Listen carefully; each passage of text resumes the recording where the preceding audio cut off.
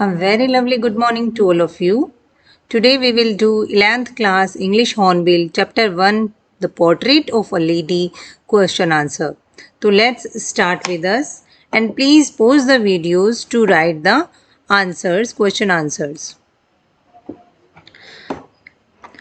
And this is your homework, and for writing these question answers pause the video. This is our first question.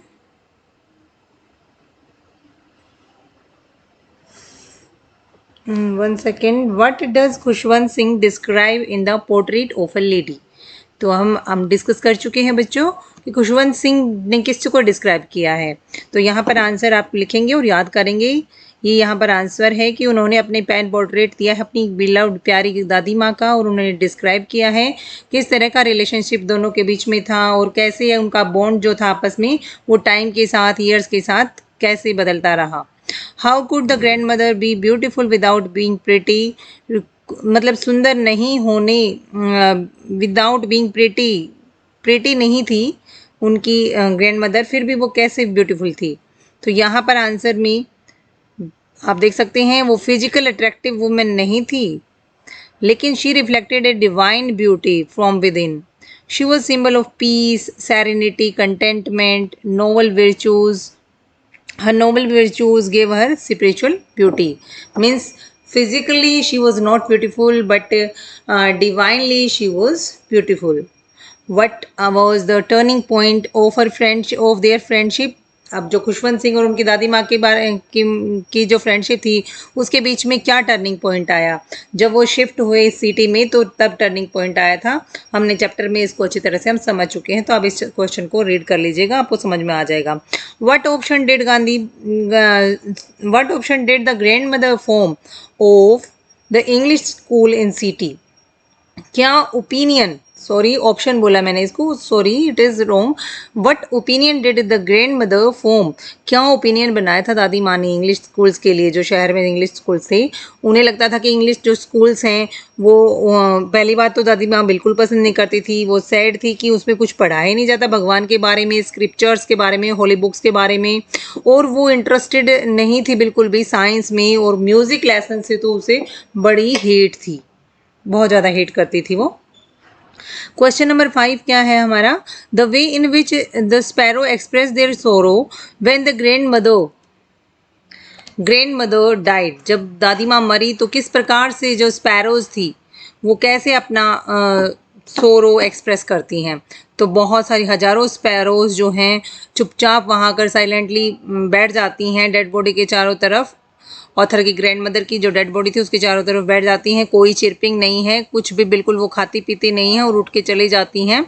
They took no notice of them.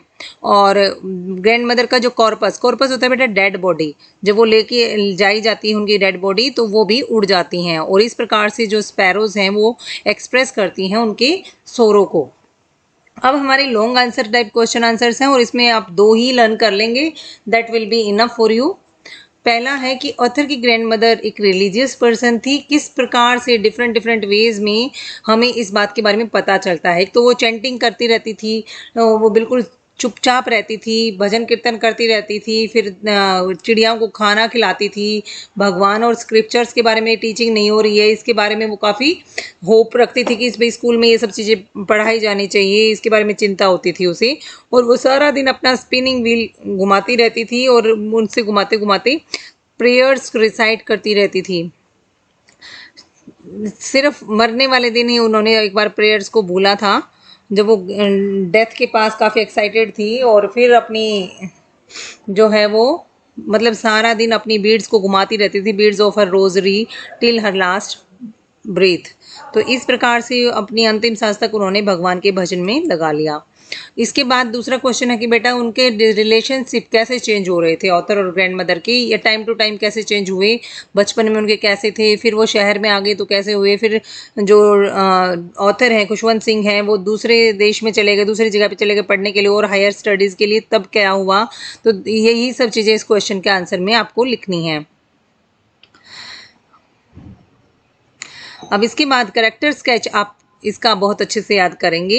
Author की grand mother का character sketch आपको बनाना है। खुशवंत सिंह की grand mother बहुत old lady थी, short थी, fat थी। यहाँ पर अपनी फिजिकल अपीयरेंस लिख दी, फिर उसका फेस कैसा था, उसके हेयर्स कैसे थे, वो बहुत ही अफेक्शनेट थी, बहुत लविंग थी। He was involve, closely involve in bringing up the author. खूब पालने में खूब काफ़ी इन्वॉल्वमेंट रखती थी ऑथर को, और दोनों विलेज में रहते थे। बहुत केयरिंग ग्रैंड मदर थी, उसे नहलाती धुलाती, खाना खिलाती, उसके साथ स्कूल में जाती और उसको लेकर आती थी। ठीक है, तो ये सब चीज़ें उसकी फर्स्ट स्टेज, फर्स्ट रिलेशनशिप उनके बीच में, जो वो गांव में रहते थे, फर्स्ट बॉन्डिंग कैसी थी। उसके बाद क्या हुआ, फिर शी वॉज काइंड थी, बेनिवोलेंट थी, use to feed dogs, dogs को भी खिलाती थी। गांव में जब थी, जब डॉग्स को खिलाती थी, और जब शहर में आ गई थी तो कुत्ते तो थे नहीं वहाँ पर, और ना वो घर से बाहर जाती थी, तो उसने स्पैरोज को खिलाना शुरू कर दिया था। इस प्रकार से ये दिखाया गया है यहाँ पर। In city she feed to sparrows, deeply religious lady थी, हमेशा उसके लिप्स मूविंग करते रहते थे साइलेंट प्रेयर्स में।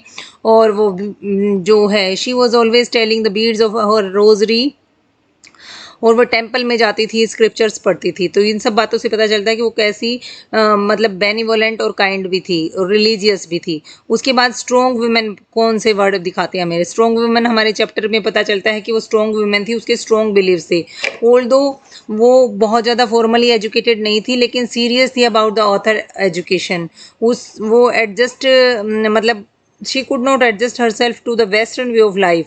साइंस, इंग्लिश, एजुकेशन और म्यूज़िक उसे बिल्कुल पसंद नहीं था, और वो डिस्ट्रेस होती है, दुख हुई होती है ये जानकर कि कोई टीचिंग नहीं करवाई जाती भगवान के बारे में, होली बुक्स के बारे में, खुशवंत के नए इंग्लिश स्कूल में। तो ये ऑन होल वह नाइस थी, एफेक्शनेट थी, kind hearted and religious lady थी बेटा। So these are some important question answers that you need to write in your notebook and learn also. Thank you. Have a nice day. If you have not subscribed my channel, please subscribe it. And we will meet in the next chapter with next poem in next video. Till then, goodbye.